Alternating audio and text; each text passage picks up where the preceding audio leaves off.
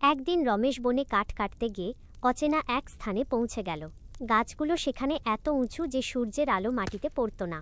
হঠাৎ সে শুনল কেউ যেন তাকে ডাকছে, রমেশ, রমেশ। ভয় পেয়ে চারদিকে তাকিয়ে রমেশ দেখল এক অদ্ভুত ছায়া তার সামনে।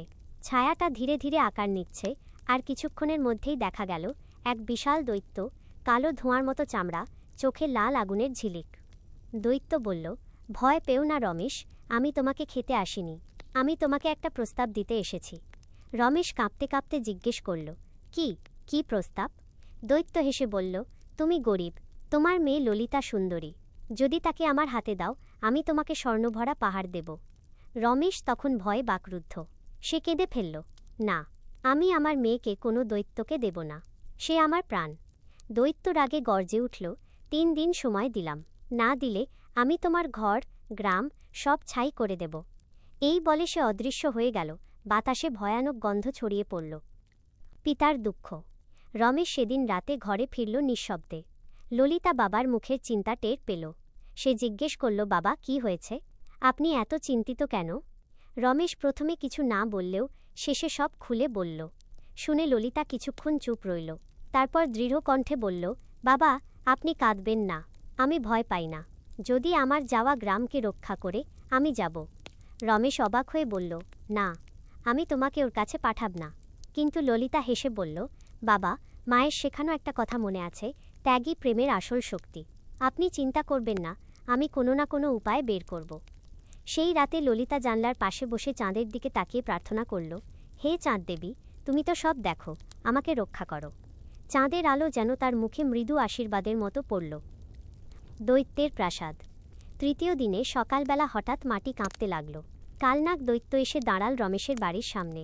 তার বিশাল ছায়া পুরো গ্রাম ঢেকে ফেলল। ললিতা এগিয়ে গেল শান্তভাবে আর বলল, আমি তোমার সঙ্গে যাব, কিন্তু একটা শর্ত আছে। দৈত্য অবাক হয়ে জিজ্ঞেস করল, কি শর্ত? ললিতা বলল, তুমি প্রতিদিন রাতে আমার বাবার স্বপ্নে আমাকে একবার দেখার সুযোগ দেবে। দৈত্য হেসে বলল, তেমনই হবে, এখন চলো আমার সঙ্গে। দৈত্য এক জাদুর মেঘ ডেকে নিল, আর দুজনে মিলিয়ে গেল পাহাড়ের গুহার দিকে।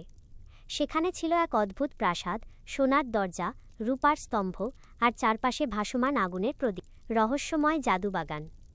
কিছুদিন পর ললিতা লক্ষ্য করল, প্রাসাদের একপাশে এক বন্ধ বাগান আছে, দরজায় লেখা, এখানে কেউ প্রবেশ করবে না। কৌতূহলে ললিতা একদিন সেখানে ঢুকে গেল। ভেতরে সে দেখল শুকিয়ে যাওয়া এক গাছ, আর গাছের নিচে এক সুন্দর রাজপুত্রের মূর্তি। তার চোখে দুঃখ জমে আছে। ললিতা মূর্তিটাকে ছুঁতেই হঠাৎ এক কণ্ঠস্বর ভেসে এল, ধন্যবাদ রাজকন্যা, তুমি আমাকে অনুভব করেছ। ললিতা চমকে গেল।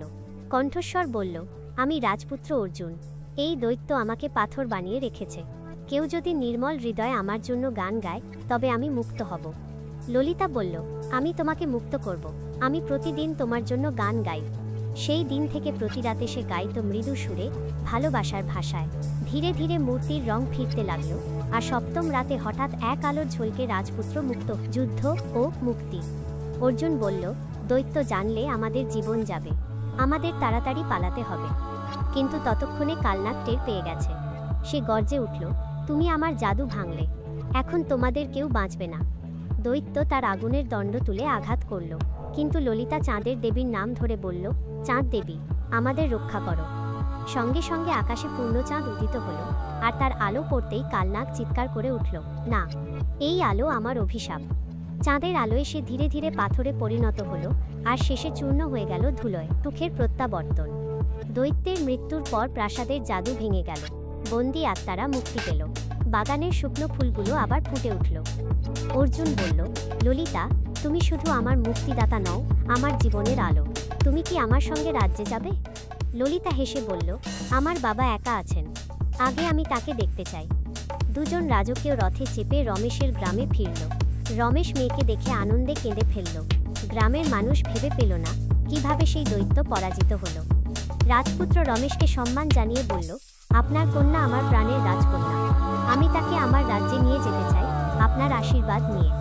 রমেশ আশীর্বাদ করলেন, যাও, সুখে থেকো। রাজ্যের রানী। ললিতা রাজপুত্র অর্জুনকে বিয়ে করল। তাদের রাজ্যে আনন্দে উৎসব হলো 7 দিন ধরে। রমেশকে রাজদরবারে বড় সম্মান দেওয়া হলো। ললিতা রাজ্যের রানী হলেন দয়ালু, সুন্দর আর প্রজাদের প্রিয়। রাজ্যে কেউ ক্ষুধার্ত থাকত না, কেউ কাঁদত না। চাঁদের আলোয় রাজপ্রাসাদ ঝলমল করত, আর সবাই বলতো, এ রানী মানুষ নয়, সে তো চাঁদের আশীর্বাদ। দৈত্য ধ্বংস হয়েছে, কিন্তু তার গুহার এক কোণে এখনো আছে এক কালো পাথর। বলা হয় পূর্ণিমার রাতে সেই পাথর থেকে এখনো শোনা যায় এক গর্জন, চাঁদের আলো, চাঁদের আলো। আর তখন ললিতা রাজপ্রাসাদের বারান্দা থেকে মৃদু হাসেন, মনে মনে বলেন, ভালোবাসা আর সাহস সব জাদুর